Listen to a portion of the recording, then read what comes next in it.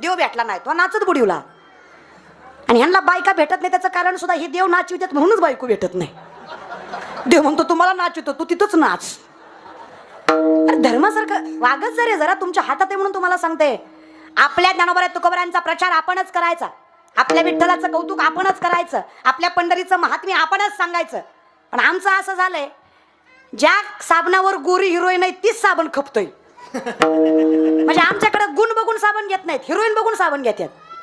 देवाचं तसंच आहे, ज्याचा प्रचार जास्त आहे त्या देवाला गर्दी जास्त आहे. म्हणजे आमच्याकडे कसं आहे, जो महाराज फॉर्च्युनर मध्ये आला तो हुशार आहे, रिक्षात आला तो मूर्ख आहे. म्हणजे जी पोरगी वरातीत नाचती ती सुशिक्षित, आणि जी कीर्तनात नाचती ती नालायक. अरे वा, मानलं पाहिजे तुमच्या डोळ्याला. तुमची नवरदेवासमोर अर्धनग्न होऊन नाचते, it is free minded, high class. आणि आम्ही टाळ घेऊन नाचतो, it is uneducated, unprofessional, unclass, lower class, third class. म्हणजे तुमचं कसं झालंय, ज्याला मटण चावना त्यानं माळ घातली, त्यो महाराज. कळलं त्यालाच कळलं. अरे मग आम्ही कोण पोतराज? अरे दादा त्याला चावना म्हणून घातली, आम्ही चावायला यायच्या आधीपासून घातली. जयाचे आई कदर नाही, ही ज्ञानोबारांची भाषा. तैसे दसेची वाट न पाहता वैसेची गावा न येता, बाळपणीच सर्वज्ञता वरी तया ते, ही माझ्या माऊलींची भाषा. परमार्थ रक्तातच लागतो. तुका म्हणे येते येड्या गबाळ्याचे, एरंडाचं झाड जेवढं लवकर वाढतं तेवढंच लवकर मोडतं. आज 18 वर्ष झालं मी कीर्तन करते त्याला, म्हणून या 2-3 वर्षात माझं नाव झालंय. आज माळ घातली की उद्या महाराजां परवा पाकिट असं होत. आमची पोरं सायन्सचा विषय गेला म्हणून आर्ट घेतात. आयुष्यात तुम्ही प्रगती करू शकत नाही.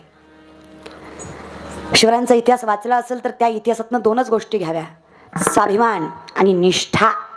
ह्या 2 गोष्टी कायम घ्यायच्या इतिहासातून. इतिहास केलेल्या चुका पुन्हा होऊ नये म्हणून असतो. धर्मवेदांसाठी इतिहास वापरू नका, पाया पडतं तुमच्या. माझ्या राजांचा तर नाहीच नाही. अरे भाग्यवान आहे मी जे स्वराज्यात जन्माला आले, भाग्यवान आहे मी ज्ञानोबा तुकोबा शिवराय विवेकानंद स्वामी यांच्या नंतर जन्माला आले. भाग्यवान आहे मी. कौतुक आहे मला माझ्या देशाचं, माझ्या मातीचं. कौतुक आहे मला माझ्या धर्माचं.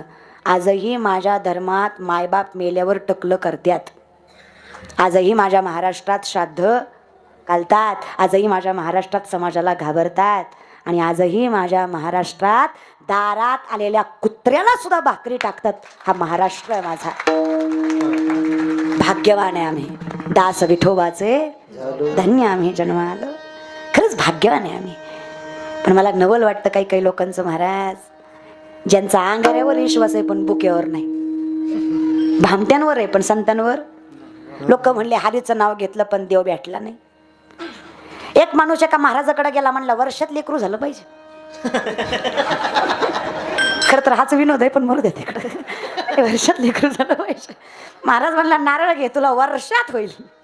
हा वर्षाने माघारी आला, म्हणला भामटाय तू, वर्ष झालं लेकरू नाही. महाराज म्हणलं दुसरा घे पण माणसात बोलू नको. दुसरा दिला.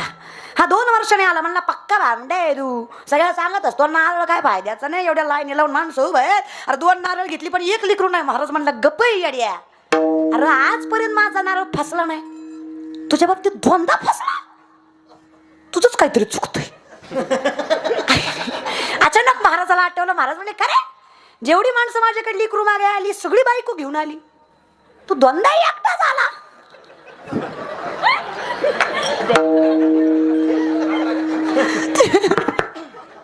तुझी बायको कुठे आहे? ती म्हणला लग्न नाही झालं.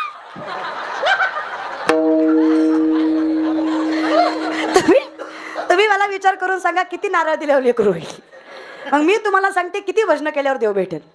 जिथं माणूस असत्य जगतो ना, देव साथ देत नाही. देव कधीच त्रास देत नाही. कर्म कधीच माफ करत नाही. देव कधीच कोपत नाही, कोपतो तो देव नाही. लक्ष देते ना तुमच्या माझं बोलणं. म्हणून माझी विनंती आहे, आपण भगवंतावर प्रेम करणं यात नवल नाही मायबाप.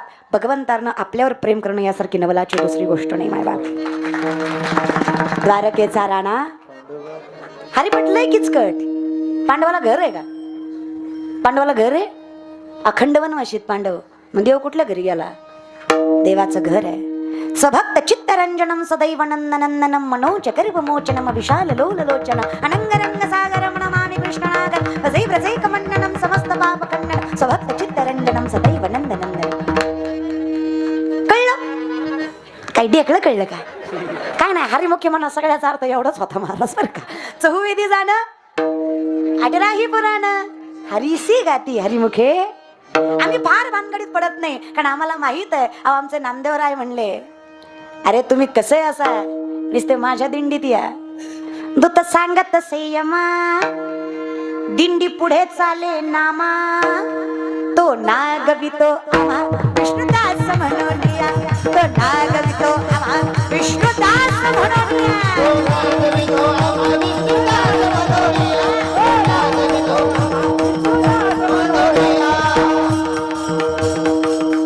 यम सांगतो, नका जाऊ तया गावा नामधारकाच्या.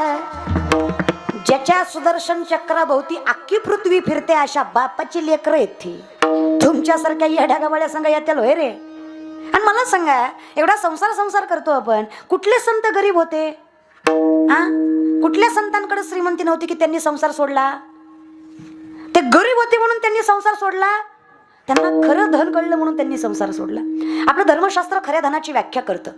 विपदो विपदो नेव संपदो न च संपदा विपदा विस्मन्नम विष्णू संपन्नारायण स्मृती. विपत्ती म्हणजे विपत्ती नाही, संपत्ती म्हणजे संपत्ती नाही. भगवंताला विसरणं ही खरी विपत्ती, भगवंताला मनात साठवणं ही खरी संपत्ती. ज्याला जपता आली तो श्रीमंत आहे. परमार्थ हे महाधन जोडी देवाचे. पैशाचा कुठे विचार करताय तुम्ही? नातांच्या घरीलेला पाहुणा सोन्याच्या ताटात चांदीच्या वाटीत जेवत होता. अरे आम्ही भिकारी, आम्ही तुमच्याकडून पैसे घेतो. नाथ बाबा आलेल्या माणसांना देत होते, ते श्रीमंत. नामदेवराय दामू शेट्टांचा पोरगा, गुणाई माय ज्यांची, राजाई बायको ज्यांची, नारायण पोरगा ज्यांचा. अहो श्रीमंती काय सांगू नामदेवरायांची. जगाचा बाप ज्यांच्या घरी येऊन राहतो त्या संतांची श्रीमंती काय असेल विचार करा महाराज. ही श्रीमंती सोडा. नामदेवरायांची बायको राजाई 3.5 क्विंटल सोन्याच्या पलंगावर झोपायची बर का. गावकरी 60,000 रुपये तोळा सोनं आहे आपलं.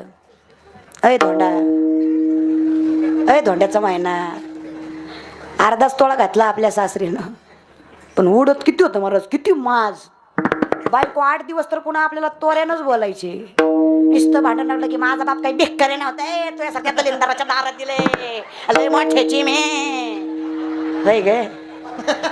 माझ्या तुकोबरायची बायको आवली गुळवे सावकाराची पोरगी होती. गुळवे सावकाराची, पुण्याचं सासर माझ्या तुकोबरायचं. 3500 एकर ऊस होता आवलीच्या बापाचा. किती? अय कीर्तनातल्या बाया 3500 एकर ऊस होता आवलीच्या बापाचा. 100 एकर ऊस आहे आपल्या बापाचा. त्यो बी पेटन भजन करीत जा. 3500 एकर ऊस होता ग. 1425 माणसं आवलीच्या बापाच्या हाताखाली कामाला होते. तरी माझी माय आवली नवऱ्याच्या घरी मिठासोबत भाकरी खायची, 4 ठिगळांची साडी नेसायची. तक्रार करत नव्हती. तिला संतांची पत्नी म्हणावी, त्याला संतांचा संसार म्हणावा. तुम्ही नका वाजवू, तुमची लय बेकार आहे. तुमची 3 टाइम खाती तरी माहेरी गेल्यावर म्हणती काय बाय जानवर भेटलंय, मी आहे म्हणून सांभाळलंय 3दा खाऊन. काय देवानं कमी केलं ग माय. देवानं दिल्यावर तरी नाकारत जात जाऊ नका माय बाप. देणारा देव हे लक्षात ठेवत जा. माझं शास्त्र सांगतं, न्यायशास्त्रात माझं शास्त्र सांगतं, वाणी रसवती यस्य यस्य श्रमवती क्रिया लक्ष्मी दानवती यस्य सफलम तस्य जीविता.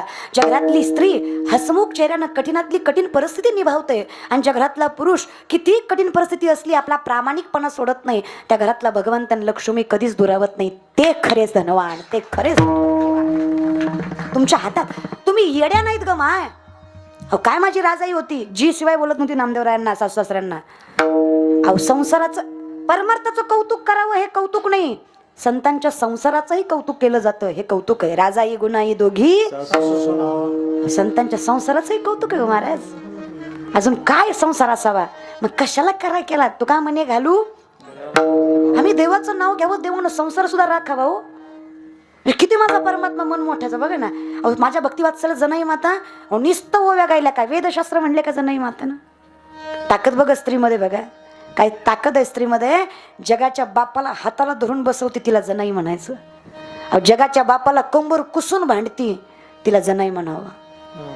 ज्ञानियांच्या राजाला उपदेश करतात त्यांना मुक्ताई म्हणावं. अहो जिच्यासाठी देव सुखू झाला तिला सुखबाई म्हणावं.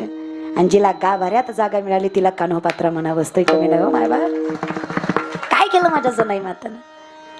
उभ्या का फुक्कावे तुके तू ये रे पा विठ्ठला. उभ्या का फुक्कावे तुके तू ये रे पा विठ्ठला.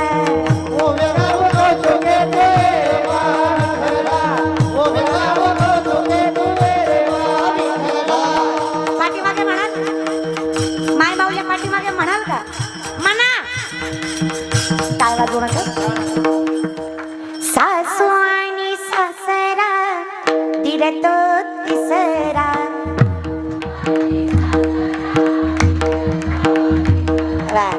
पाठीमागच्या 2-4 राहिलेल्या तुम्हाला काय प्रॉब्लेम झाला? अगं आयुष्यभर शिव्या दिल्या एकदा तरी वाव्या म्हणा. पेटला तर पेटला तेवढाच समाधान आहे गं नावा प्रेमाने.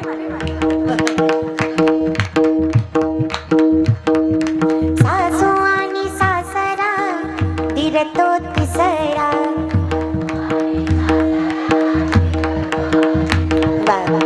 उभ्या काबू भरतारा तू ये रे पा विठ्ठला.